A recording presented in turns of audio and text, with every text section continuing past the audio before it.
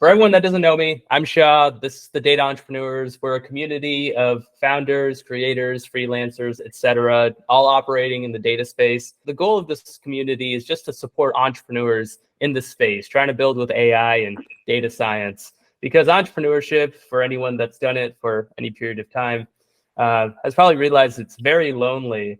And especially if you're in a specific niche like AI and data science. So hopefully, being part of this community, you can connect with others going through similar things, find a co-founder, find some subcontractors, etc. And so I'm super excited about today's event because Adam Draper is here. And I actually saw Adam talk at UT Dallas. He is actually the second speaker that I've poached from a UT Dallas event. And there he was doing a fireside chat. So who was the first? David Evans. He was speaking last week. He has a VC fund here in Dallas. But yeah, so Adam is a entrepreneur turned VC investor. For the past, over a decade, he has been running Boost VC, which is a early stage venture capital firm with over $200 million in assets under management. So tremendous amount of experience. And I'm super excited to be talking with Adam today. So Adam, thank you so much for joining us. Hey, thank you so much. And I'm really excited. I love UT Dallas. I had so much fun talking to that class. I also just have a soft spot for Dallas in general. I go out there about 5-6 times a year to the McKinney area. So it's, I'll probably come to Dallas more often, Dallas more often. Yeah, you should. But thank you. Thanks for putting this on. Thanks for asking questions. My name is Adam Draper, founder and managing director of Boost VC. I was the first investor in Coinbase. I've been the first investor in 7 companies that I seeded and became billion-dollar companies. I founded Boost VC, where we were the first fund to ever focus on crypto or Bitcoin. And I've been doing this for about, a decade plus, so 11 years, 12 years. Wow. Been investing for like 12, 13 years, I think. I think it was 2011, 2012 when I wrote my first couple checks. And it's just, I started a company previous to this that did not do great. And I learned a lot, and I tried to help people not make the same mistakes I did. So that's a perfect entry point into the conversation. So what made you want to sign those first 2 checks? Like, why get into VC? And what was that transition like from this failed company into investing in companies? It's a great question. A lot goes into that. But starting a company is hard. And when you've dedicated your life to something for like 4.5, 5 years, and you're not crying in a ball underneath your bed, like you didn't give it your all, and I definitely gave it my all. So what made me here? There are like 3 different questions in that, and so I'm gonna try to answer each one independently. I wrote a book. It's called Breakfast with Pops, and it's a guide to venture capital. A lot of people have found it useful. Actually, recently I've been reached out to by 10, 12 different people who are just telling me that it really helped them understand the venture business much better. I have a cheeky line, cheeky being the British version of whatever that word is. That was, I got into venture capital the old-fashioned way. My great-grandfather created it. My grandfather institutionalized it, and my father took it global. So the cheeky part of that is I didn't want to be a VC. Want is the wrong word. I didn't know I wanted to be a VC. My family isn't pressuring. It is just a job where we have talked about ideas and people doing insane things for my whole life. I wanted to be a professional tennis player, if we're being honest here. And at one point, and then it was going to have to do with media and comic books. And then it turns out that I had too many ideas and wanted to help other people pursue their dreams. And I really loved helping people get to where they wanted to be. It's sort of like one of these things that drives me, is just every day waking up and realizing I could be an unlock for someone. So that's what why I'm in venture capital. I don't want to it would be it would be misleading if I said my family's been in the business a really long time. That's how I was exposed. It was not a big deal back in the day. Now it's like a very institutionalized thing. My friends never understood what my dad did like throughout my life. And then now it's like a very popularized concept of venture capital because of Facebook and Google and like all these companies that define who we are. It is a great, great business. I'm not, now that I've been in it for a while, you meet incredible people who get to change the world, and that's awesome. How did I write those first couple checks now? That's a fun question that no one has actually asked me about my first. So I was working at Expert Financial, and my dad emailed me and he said, "Hey, I get to meet Sean Fanning tomorrow." And if you don't know who Sean Fanning is, he was the actual creator of Napster, where Sean Parker is the one who everyone thinks about because he's the guy who joined Facebook later. The creator was a guy named Sean Fanning. So two Seans ran Napster. This was one of them.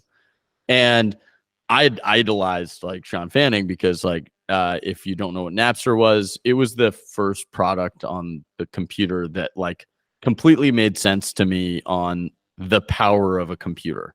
I think a lot of people probably have different like things that happen in their head when they use a product for the first time. I'm sure people on Roblox are starting to have this like when they're like, oh, I can connect to friends or whatever. Like Napster was that for me. I was able to download music, not going to a music store and buying a CD. Yes, I am that old. That was through middle school. And it just was this amazing product. So like this guy was a celebrity in my head. And I was like, yes, I'm going to show up to that meeting that you're doing with Sean Fanning. That'd be great. And so we're in the room and, you know, he's telling me that he told me about how many people here have Spotify. I'm assuming you all use Spotify, probably, maybe. I am on Spotify. At least one. At least one. Well, he told me about Spotify, and it was a crazy early stage company. It was my first investment. So it was 12, 13 years ago. And so it was still early. It was popular in Europe, but they hadn't figured out rights. And he was advising it. And so I have like one of the earliest accounts of Spotify, I think. Like I have a super, super early, like beginning account in the US. You were able to log in through Facebook. It was like very janky, but like it was cool. And so he pitches and he's like, do you want to invest? And I was like, I do. I basically was just thinking, hey, no matter what, this guy created Napster. I didn't know anything. Like, I didn't know anything. Like he was pitching. It was a concept called Path. He was partnering with a guy named Dave Morin, both incredibly talented founders. So like, other than that, it was also a good deal, probably maybe to do and Path was sort of Instagram. It was Instagram around the same time as Instagram, but it was the one that didn't end up being Instagram. We talk about Instagram. We're not talking about Path. But it was an incredible team, like lots of incubated talent at that company. And I got to be an early investor because I said yes in that room. So really my first check, it was a small check. And it was a first time I was just sort of like, I want to follow this person's story. Like I want to see what this person's all about.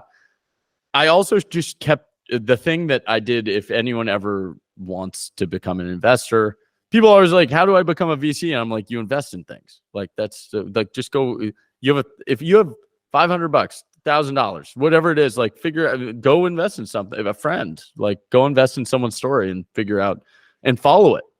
And so what I did really well retrospectively, like as I'm looking back, like 12, 13 years ago, I showed up to a lot of stuff. Like if I was invited to anything by Sean Fanning or Dave Morin or like that, or Matt Van Horn, who was over there, like I showed up. I went to the parties, I went to the networking events, I showed up. And by doing that, what people don't realize about investing is after you have made the decision to invest, it's essentially a membership into a micro network of other people who invested. And so you get to know all these other investors, other people who chose to invest their hard-earned capital in this concept. And so I got to know a lot of investors, and that was cool. And so I started to say, like, I invest in things. That led me to meeting a lot of new entrepreneurs. I have a great friend who I met through Path, still friends today. I've backed 2 of his companies. His name's Justin Miller. I didn't end up backing Lyft. That would have been a good one to have backed. That was Logan Green was fundraising for his new product, Lyft. And I was at a Path party and I met him and I was like, oh, that's really interesting. And I was like, that guy's great. Maybe I should think about pushing harder and maybe writing a small check into this. And I didn't, but I had that thought. I remember having that thought, which means I didn't do enough. Basically, I think Warren Buffett says we lose the most money by omission, like not doing things. And so that's what led me to my first check. And those are the sort of values I got out of it. It was like, I got a lot out of that first check, and I didn't write a second check for probably a year. So I was a solo one-trick pony for like a full year before I started to think, maybe I'm going to do a couple more of these. And they started to come into my orbit. My next couple checks were so I lost money on Path, but I gained an incredible experience. And I think that's how I think it's a healthy way to look at venture investing in general, is like, you're helping someone kick the can down the world for the future of innovation. If you lose your money, you just need to know you can lose 1x your money. So like, you lose 1x your money, you lose 1x your money. It's gone. But in the next 20 checks I wrote, and I wrote those over the next couple of years, 20% of them became billion-dollar companies. And that was pretty great.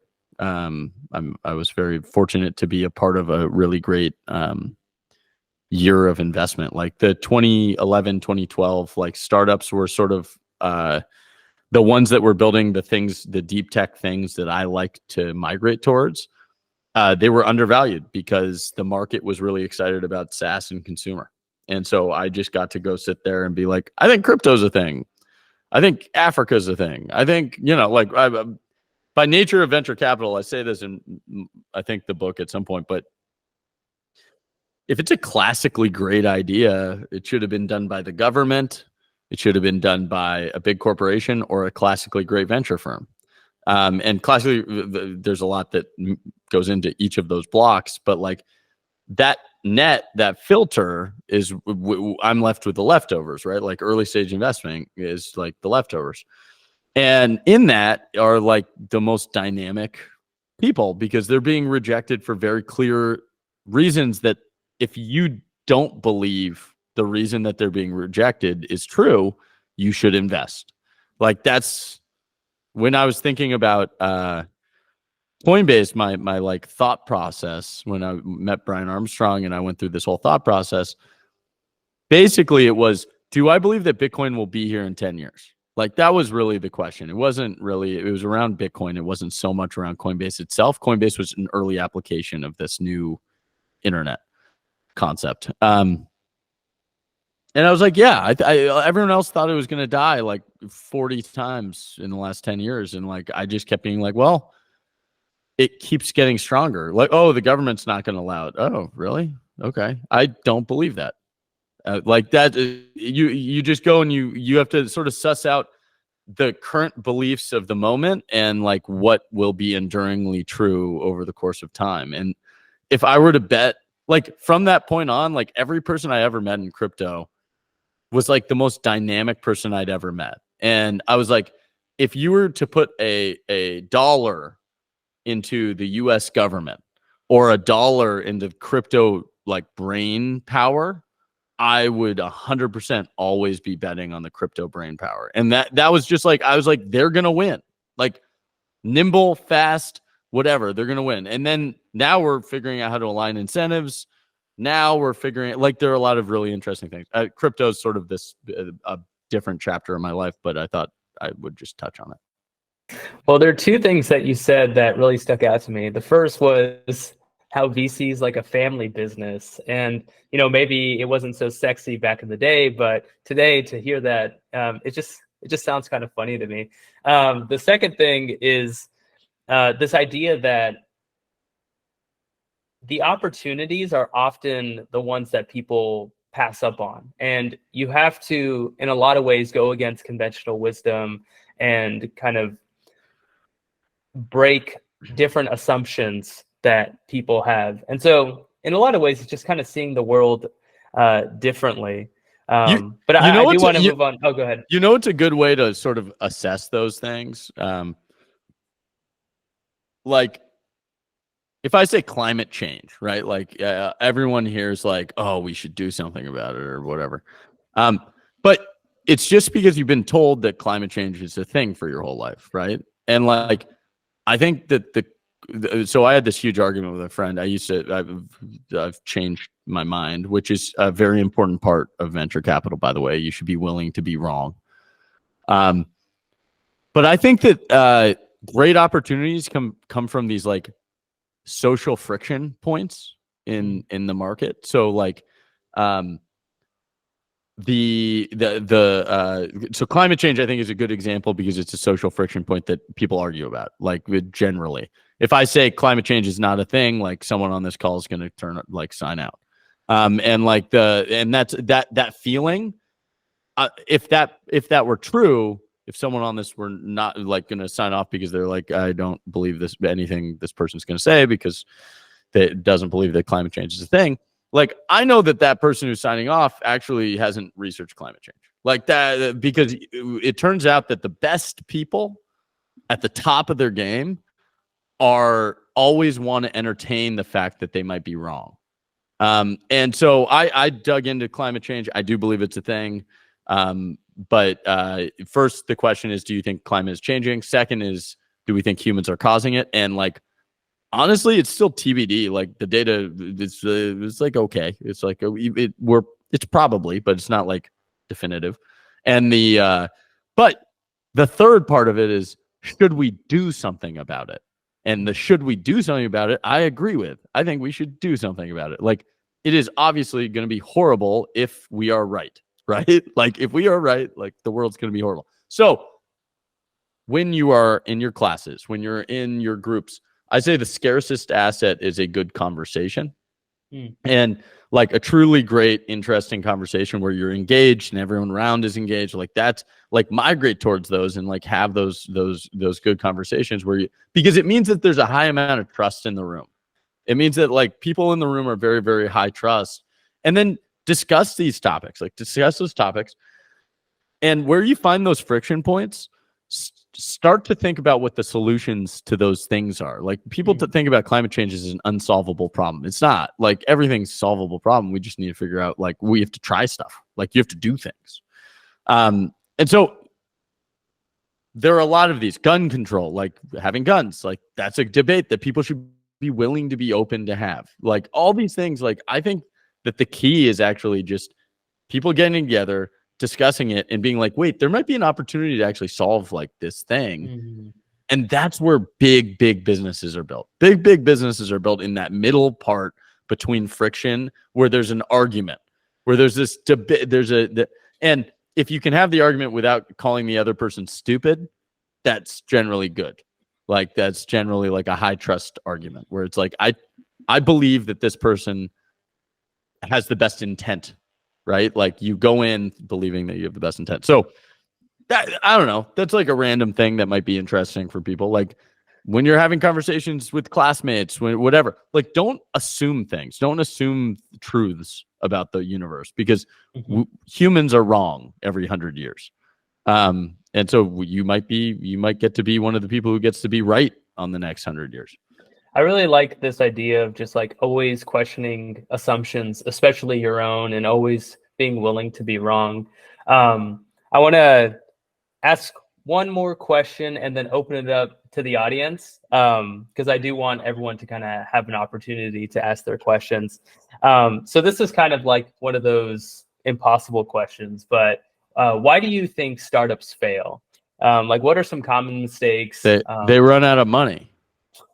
So I guess it wasn't so impossible to answer. No, it's so why do startups fail? So they lose faith. So it has nothing to like. I think people think it's something that it's not. And so this is another like misconstrued thing until you've gone through it, really. But the reason that startups fail is because the leaders lose trust.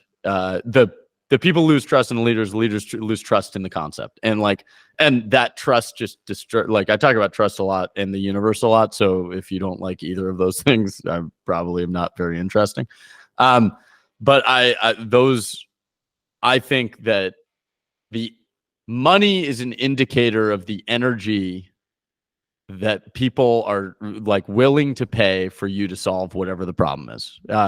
All technology is something that saves you time. Okay. And all a startup is an organism to solve people's problems. And so like what you're trying to do is get paid in that organism in order to create like an enduring engine of like solving problems. You get a couple shots before people start to lose trust. And so money is an indicator of how many shots you get. And that's it. Like why people die, like people die because they lose trust in their team. The customers lose trust in the product. And that's everything. There's a guy named George Schultz. He was in the government. I forget what role he played, but he's a cool dude. He lived to be 100 years old. And I think he might still be alive. Actually, I haven't checked up on George. But he wrote a book, and it's 13 pages long. So it's actually shorter than my book, and my book is pretty short. And it's called Trust is the Coin of the Realm. And basically he goes through a couple different stories where trust was highest, magic happened. And that is really where. So if you think about where things fail, you have to think about where things succeed. And it's where trust is highest is where things succeed. Where trust is lowest is where things fail. And you either failed because your team doesn't trust the customer doesn't trust you, your investors don't trust you. Like that's basically why things fail. So I guess one follow-up question to that, what is trust? And then how can we kind of foster it among our customers and our team and beyond?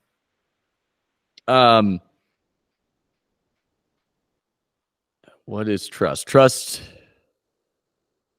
is the lack of fear in a relationship.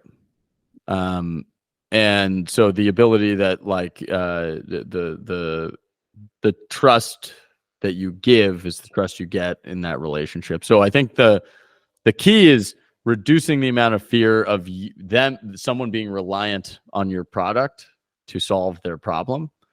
And that's everything in starting a company. And that's why I think people, when they're taking venture capital, they think it's a burden in a lot of ways where it's like, oh, I'm not ready to be a VC backed company. And like, I think that the key is just like solve one person's problem and then solve two people's problem and solve three people's problem. And then be like, well, I could probably get to 20. I could probably get to 30. It's like solve someone's problem, get them to pay for it, solve someone's problem, get them to pay for it. And then like, you just keep doing it and you do something like that for 10 years. You are better off than you were 10 years prior. Like, I think that Boost VC is an amalgamation of me solving problems every day, little problems, big problems, whatever it is. And it's just like little bits for my customer, and my customer's the startup. And so we always say that we're just a little trust bucket. Like a lot of people have tried to be like very quick winners or quick in our market. And like, we've just sort of been very endurant. We help those who really need our help, and we try to be as useful as we can. And that seems to really resonate long term, like just being who we are. So lack of fear in a relationship, that's what trust is. I think it's like the and it's a good question. I like that frame of like problem solving. You know, it's like you solve one person's problem, get them to pay for it, and then just kind of rinse and repeat, and then you're off to the races. So I do want to open it up to kind of everyone else in the call. Anyone have any questions? You know, feel free to just come off mute, ask Adam your question, or you can drop it in the chat, and I'll go ahead and ask it. I have a few questions. I'm actually very interested in VCs. So, and again, I have a couple questions, so I apologize in advance. Okay. When you're evaluating an investment, how do you know when to like hit the brakes? And are there any like, or I guess, what are the most common red flags that you run into? Red flags. We lose. I'll reframe it a little bit. We lose a lot of money when people are trying to who seek external validation. Mm-hmm. Starting a company is a very internally motivated thing, and I think you can start it. I'd say where we lose money is on finishing it. You can't create a sustainable engine because external validation doesn't pay the bills. And like there's signals like I mean, if someone's really focused on winning awards and not customers, like that's not a great thing. Like awards don't matter in our business. If you see someone who's won an award, it's like, okay. It can make you feel good. And like but it isn't, it doesn't show what I think people who win thinks it shows a lot. Because I would much rather have one customer than one championship pitch competition. People who like talking to VCs too much, that's sort of a indicator. Like it is a part of your job. You do need to keep them warm. You do need to build relationships with if you plan to fundraise.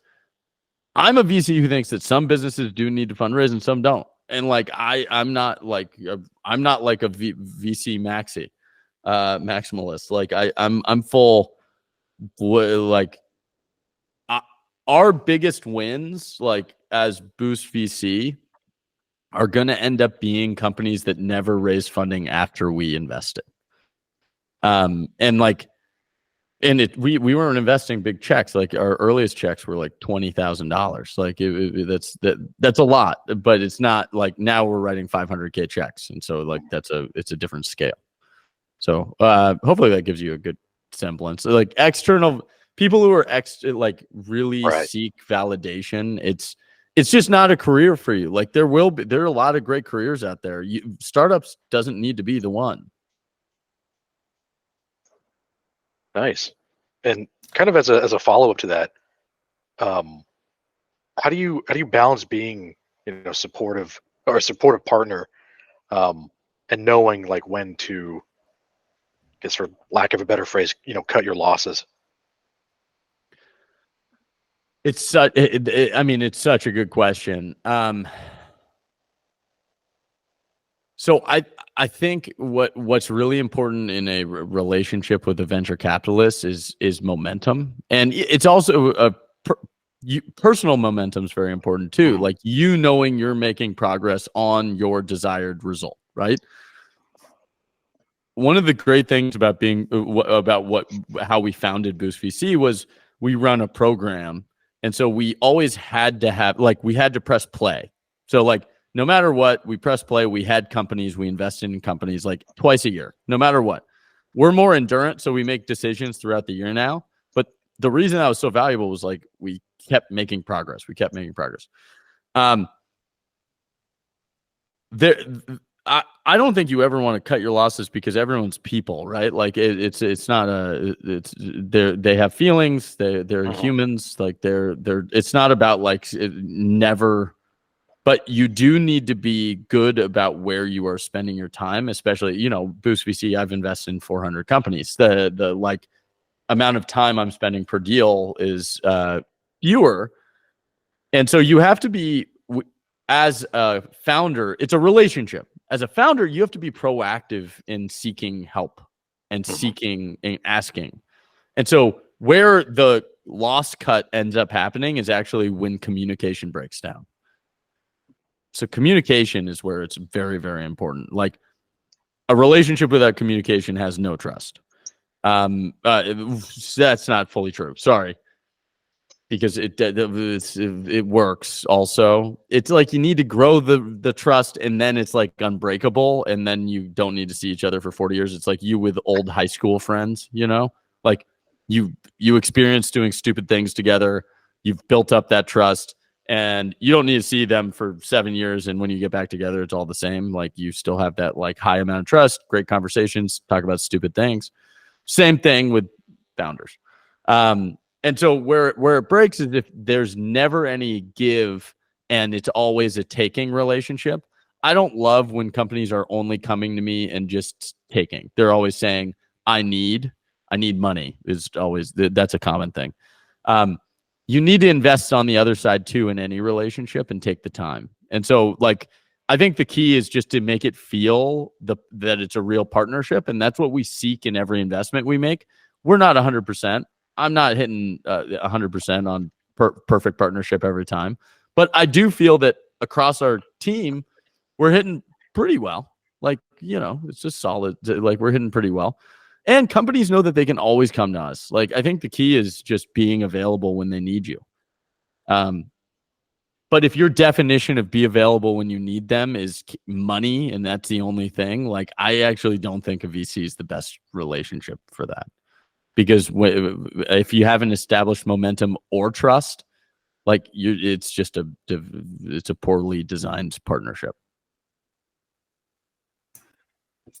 Yeah, thanks for the questions, Josh. Anything else? I do have one more. Sorry, it's the last go ahead. part. Go ahead. So in my job, I work IT, and in my job, I deal with a lot of anxiety. I can't imagine what it's like being a VC. I can only imagine there's a lot of anxiety, with that. So do you have any advice on like dealing with that anxiety that you might feel? So it depends what you think anxiety is, I think. I think, and I'm like, I'm sure you've thought deeply about this because you're asking me, but also it's obviously something that you think about at your job in IT and the anxiety around it. I think anxiety is just your brain's preparation of overreaction. That's just it's a personal opinion. I'm not spreading, like, you don't need to take that and run. You don't need to take it as fact. If you talk to me long enough, I'm just trying to find truth, and it's I'm still in discovery mode. And so, look, if you want to start a startup, like, you need to think that anxiety is fuel.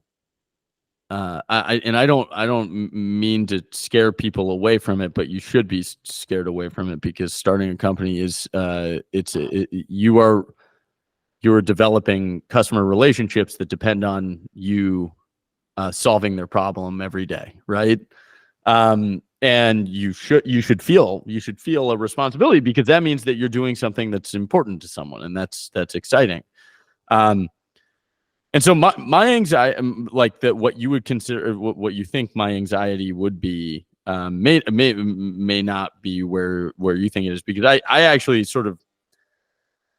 I thrive on when things are bad, and like that's my energy source. Like when I want the call where it's well, I don't want it. I would love the call where it's like you don't talk for 5 years, and then they're like, "Whoa, we're IPOing." But like, that isn't how this works. I love to be the call of high trust, where someone calls me and says like, "Hey, things aren't going well, and let's talk it through. Let's figure out what resources you have on hand, how many shots on goal you have before you're out of money. And that's the fun part of the game. Like that for me, it's like, hey, you never know. There was a great, oh man, there's this great clip that's going around, was going around like 3 days ago, but it's Eric Vishria from Benchmark was interviewed by someone, and he said, founders come into the office and they pitch they pitch a boat, and they're like, my jib is faster, my sail is better, my the wood on my ship is more solid, but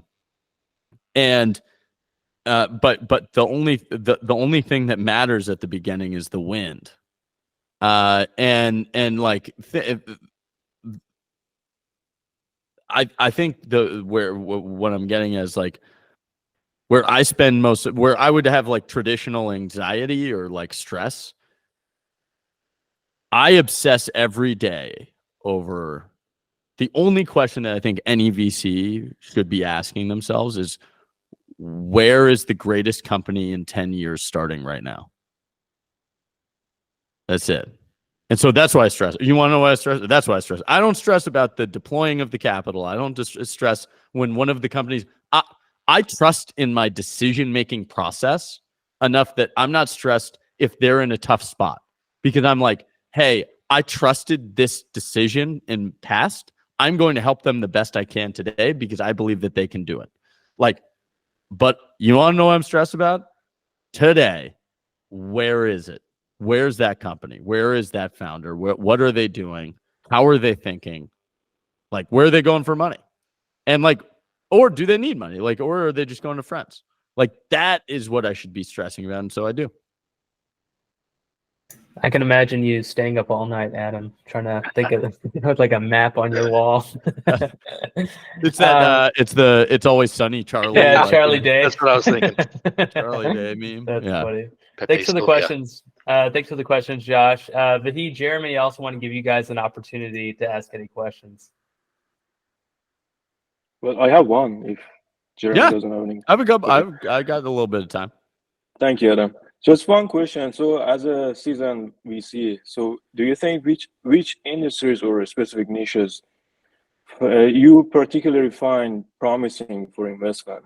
For example, saturation or things like that play a role, or just the creativity of the startup or the solution is a major factor? Look, it's either the wind or the ship captain, right? Yeah. So those are the two that you have to focus on. But so sometimes I look at a deal and I'm like, I hate this idea, but I love this person, and like I will do that deal 9 out of 10 times.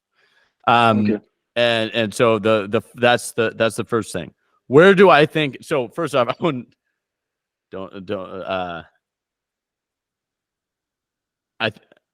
look. You're in an institution, which is UT Dallas, and like, or I'm assuming, what is this? This is the UT Dallas like crew, right? No, we're all over. Oh. Jeremy's in France, Vahid's in LA, Josh and I are in Dallas, but Got it. just everyone's everywhere.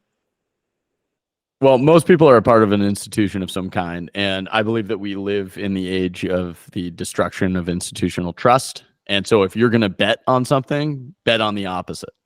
So like figure out, like, instead of healthcare, be betting on direct to consumer health. Instead of finance, be betting on crypto. Instead of like whatever the thing is. I do have investments in like aerospace, but that's because there's a very specific reason of there was an unlock that happened business model wise, and so we can create more prime contractors than just the 5 that exist. And so we live in the age of computing. We got as far as we could with a laptop, and now we're verticalizing. And so there are smarter computers with AI. There are computers in space with satellites. There are computers on your eyes with VR. Like I think it's really just follow the peak of human endeavor and like try to participate in any way you can. if I were to encourage you to, I don't know what everyone's age range is on this, but I'm assuming 20s or early, like late teens, early 20s. Is that right? Well, most people are Hitting the entrepreneurs 40s soon. and What? most people are not students, like entrepreneurs, kind of Got it. working professionals. Oh, et dope. cetera. Later. Okay. Well, then that's it. Like, I think it's just find where you believe the peak of human endeavor is and you back it. It's always undervalued. There are these moments in time when people get really, really excited about new technologies, and then those products are overvalued as an investor, but that doesn't mean that they're not important or valuable. And like that, I'm just a disciplined investor where, like, by nature of like you have to, in order to achieve better returns, you have to do things differently. And so when people are very excited about something, I just think, okay, this is overvalued right now. I'm going to wait a couple of years, like figure out what I really like in this market. Or ideally, I'm always early, but like that doesn't happen all the time. AI, we were on time. Like I don't feel early there. Like we backed a bunch of AI stuff, but it wasn't like this was a category for me. And it could have been. I rejected it because we were really focused on crypto and VR. All right, thank you. Thanks for the question, Vahid. Jeremy, anything from you? Yeah, maybe a couple of thoughts. Like, don't you think that this AI like wave, whatever it is disrupting VCs? Because like 2-3 people team can actually make millions. It's great. If that happens, that's fantastic. I believe that that's going to be relatively true. I think that there's going to be a two-person dev studios. Some of them will be worth $1 billion. Yeah. But like some of those people have to go somewhere to fundraise, and like I think, like whether you call it venture capital or like funding human endeavor, like it's been done for thousands of years. We're not like I don't think you might not call it venture anymore, and I'm not against like yeah, venture. that's what I'm saying. Like it's probably like reshuffling the cards of what is venture. Yeah, and I'm like really not against reshuffling the deck on what the definition of venture is. But there will be people who need resources in order to accomplish their goals. I think people in the short term are overvaluing what AI is doing, but in the long term, undervaluing it. Just happens with every wave. Yeah. I think that before AI takes over, there are going to be 2-person dev studios, gaming studios that make $1 billion. Like Instagram was 13 people. Yeah, that's the good reference point. Yeah, like I don't. I think it's build good products, solve the problems, right? Like build good products, solve the problems, and I think maybe my issue with AI is thinking of it as a wave because it's just going to be in everything. Like I think my issue has always been thinking about it as like, because if I'm going to invest truly in AI, right? Like if I'm going to actually invest in that, I'm investing in like the research projects, and like I don't know which algorithm's better. I don't know which neural network's better, and like maybe I'll be able to pick the people, but those don't look like companies. Those are like labs. They're labs, nonprofits. They're all these like they're research departments at universities. And so I think that's always been my issue with AI. AI like doesn't look, and then I for the record love AI. Think it's amazing. All that. I'm saying as an investor, like where I'm allocating capital, I've always had this small issue with AI, and I think you've helped me think it through. So thank you. You're welcome. So Roblox made a prediction, the CEO of Roblox, and it was that 2-man dev studios will make $1 billion. Yeah, many other guys, like those like all in podcast guys, they were also saying that many of Yeah. And Build them as a- the other thing that AI actually enables really heavily is it's reducing the friction to build the thing. So being creative is very, very important to the new economy. And then the second thing is being a developer is less important. And so developers actually are becoming less important to this paradigm. Now, that thought process, that thinking process, going to be valuable. It's basically just the scientific method, right? Like at the end of the day, and so they should be applying that brain resource to new problems that they can solve with AI. But there's probably going to be like a unionization of the FANG of like Facebook, Amazon, Google, and like they're not going to deal with it. They're not going to allow them to unionize. But like that would probably be.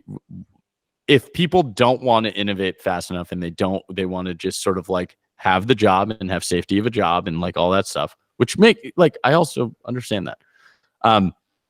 But not in startups and not in technology. Like that's my line. You're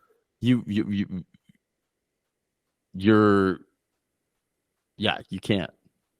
So sorry, I lost my train of thought, but you get the idea. So Yeah, we good, gotta kind of cut it there. We're right up on time, but I gotta go too. Yeah, thank you so much, Adam, for taking the time to chat with us, and thank you everyone for joining. We're gonna share the recording on the YouTube channel. Oh, Adam, Cool. are you gonna say something?